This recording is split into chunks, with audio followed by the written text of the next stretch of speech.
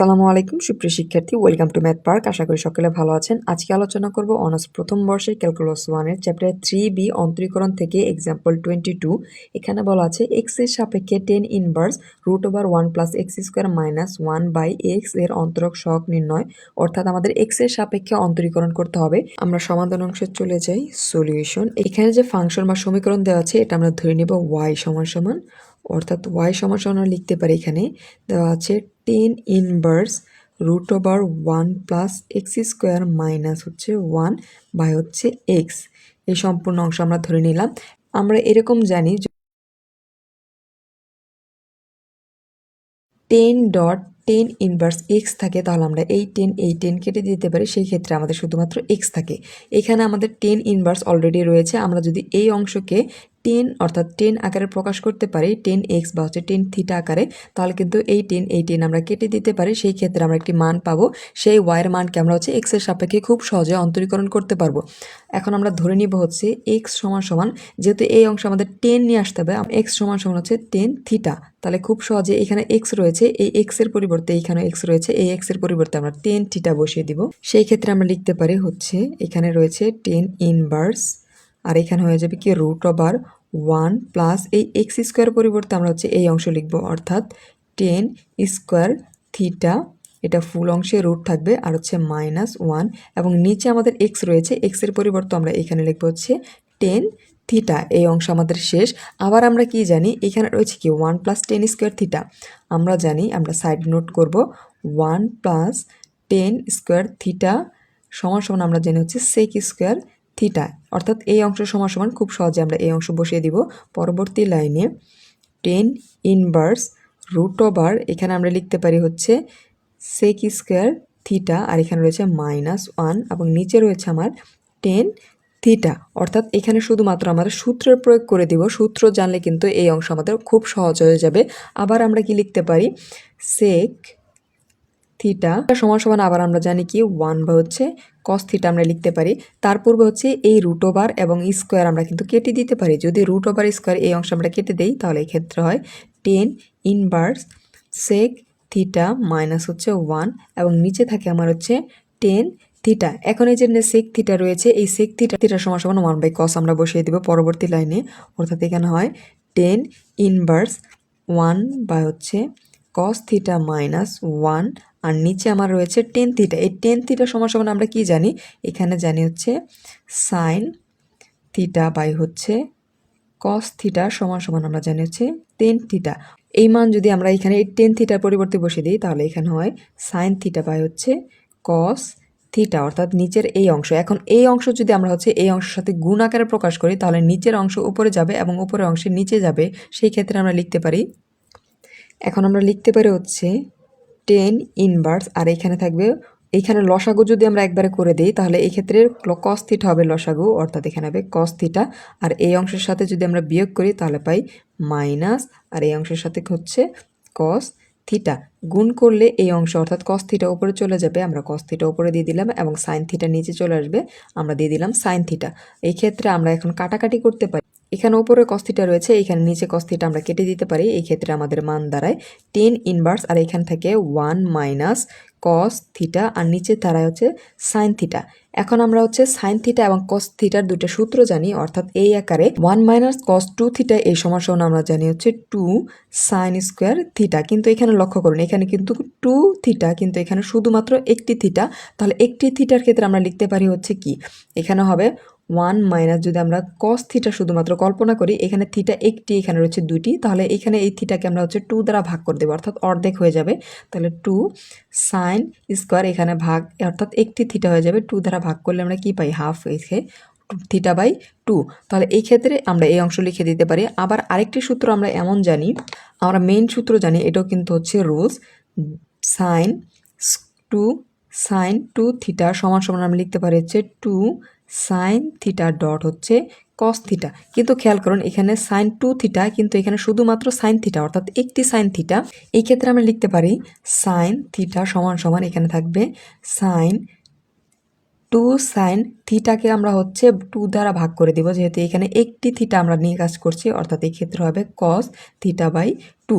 তাহলে এই ক্ষেত্রে আমরা এই রুলসের ক্ষেত্রে এখানে যে এই মানটি রয়েছে অর্থাৎ সাইন থিটা, অর্থাৎ এই মানটুকু বসিয়ে দিব, এবং এইখানে যে রয়েছে 1 মাইনাস কস থিটা এই অংশ সমান সমান এই অংশ বসিয়ে দিব, অর্থাৎ এই ক্ষেত্রে লিখতে পারি টেন ইনভার্স, আর এইখানে দাঁড়ায় আমার হচ্ছে ওপরে 2 সাইন স্কোয়ার থিটা বাই 2, আর নিচে দাঁড়ায় এই অংশটুকু অর্থাৎ 2 সাইন থিটা বাই 2 ডট হচ্ছে কস থিটা বাই 2।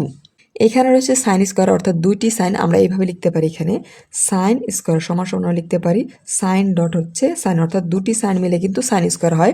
এখানে এই নিচের 2 আমরা কেটে দিলাম, একটি সাইন থিটা বাই 2, এই উপরের একটি সাইন থিটা বাই 2 যদি আমরা কেটে দিই তাহলে এই ক্ষেত্রে উপরে থাকে একটি সাইন থিটা, অর্থাৎ এখানে দাঁড়ায় টেন ইনভার্স 1, এখানে টেন ইনভার্স, আর এখানে থাকে সাইন থিটা বাই 2, অর্থাৎ একটি আমরা নিচের অংশের সাথে কেটে দিয়েছি, আর নিচে থাকে শুধুমাত্র কস থিটা বাই হচ্ছে 2। এখন লক্ষ্য করুন ওপরে আমরা লিখেছিলাম কি এখানে sine theta by cos theta সমান সমান টেন থিটা, এখানে সাইন থিটা এবং কস থিটা কিন্তু আমরা পেয়ে গেছি।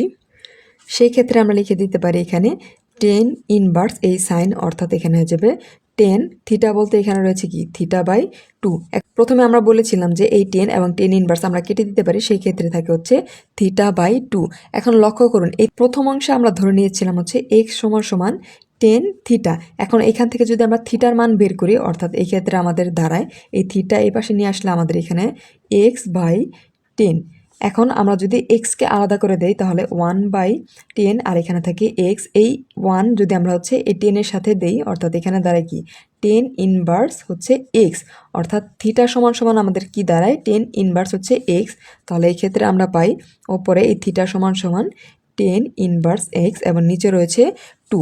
এখন আমরা যদি হচ্ছে এই এক্স এবং 10 আলাদা করে দিই তাহলে এই ক্ষেত্রে পাই 1/2, অর্থাৎ এই 2 আলাদা করে দিলে এখানে থাকে 10 ইনভার্স এক্স, অর্থাৎ আমরা হচ্ছে ওয়াই এই সমান সমান একটা পেয়ে গেলাম। এখন এই ওয়াইয়ের মানকে আমরা হচ্ছে এক্স এর সাপেক্ষে অন্তরীকরণ করব, অর্থাৎ এক্স এর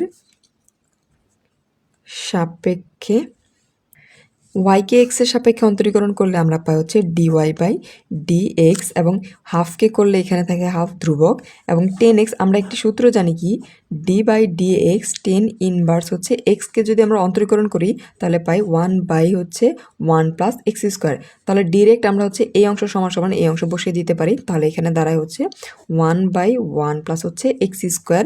এইটাই হচ্ছে আমাদের অ্যান্সার। আশা করি সকলে বুঝতে পেরেছেন। এখন আমরা হচ্ছে আরেকটি এক্সাম্পল সমাধান করব।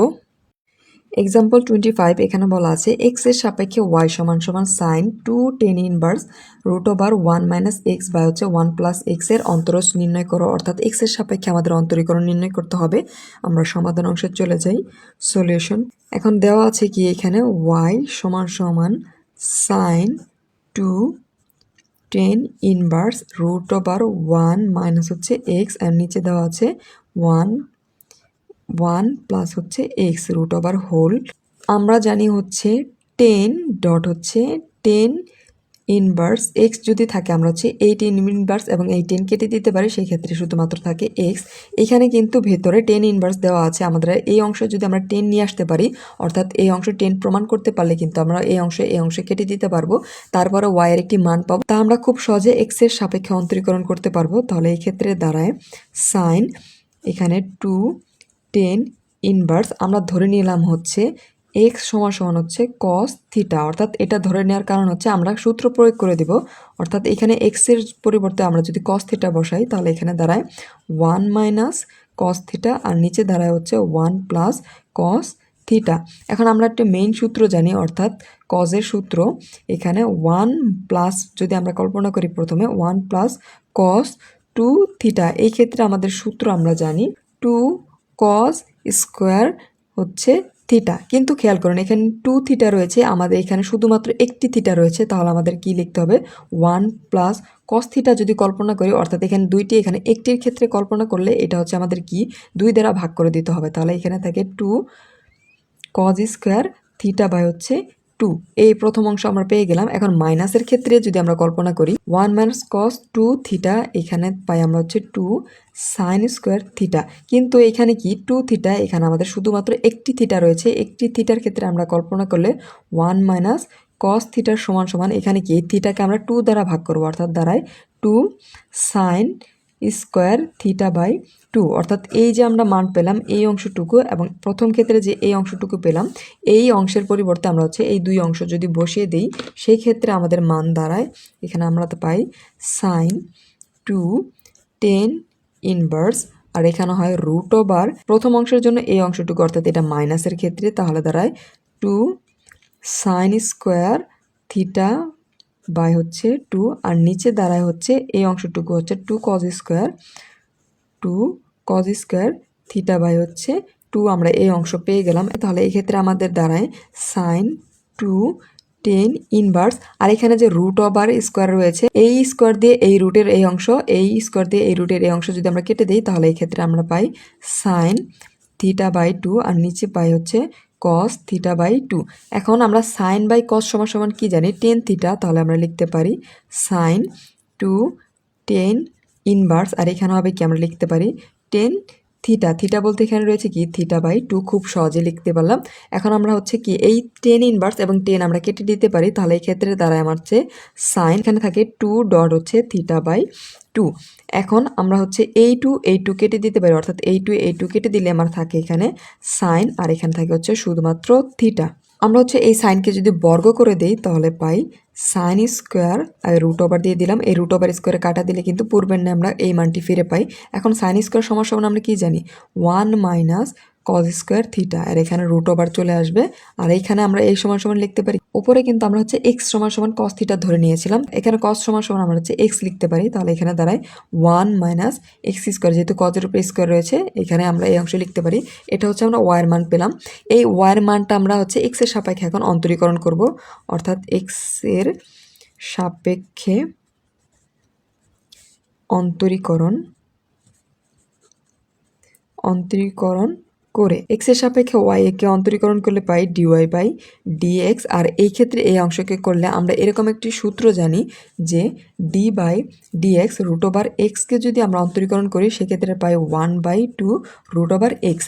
এইটাকে যদি আমরা হচ্ছে সম্পূর্ণ অংশকে এক্স কল্পনা করি, অর্থাৎ রুট ওভার এক্স, তাহলে এরকম একটি মান পাই 1/2 root over X. Root over X বলতে কি আমরা এই সম্পূর্ণ অংশকে কল্পনা করেছি, অর্থাৎ 1 মাইনাস এক্স স্কোয়ার এই অংশে লিখে দিলাম। কিন্তু এটা যে আমরা কল্পনা করেছি এটা কিন্তু এক্স নয়, এটাকে আমাদের এক্স এর সাপেক্ষে আবার অন্তরীকরণ করে দিতে হবে। আমরা হচ্ছে আবার অন্তরীকরণ করলাম, এখানে আমার এই অংশে কোনো পরিবর্তন হবে না। 2 root over 1 minus X square, 1 এর সাথে করলে 1 আমরা পাই, আর এক্স স্কোয়ারকে যদি আমরা এক্স এর সাপেক্ষে অন্তরীকরণ করি তাহলে পাই 2x, আর এখানে মাইনাস রয়েছে তাহলে হয়ে যাবে মাইনাস 2x। আমরা হচ্ছে এই টু কেটে দিতে পারি, আমরা কেটে দিলাম। এখন এই মাইনাস যদি সামনে নিয়ে আসি তাহলে এখানে মাইনাস, এবং এই এক্স যদি এই 1 এর সাথে গুণ করে দিই তাহলে উপরে চলে যাবে এক্স, আর নিচে থাকে রুট ওভার 1 মাইনাস হচ্ছে এক্স স্কোয়ার। এটা হচ্ছে আমাদের অ্যান্সার। আশা করি সকলে বুঝতে পেরেছেন। যদি কোনো অংশে বুঝতে সমস্যা অবশ্যই কমেন্ট সেকশনে জানাবেন এবং ম্যাথ পার্কের সাথে থাকবেন। ধন্যবাদ।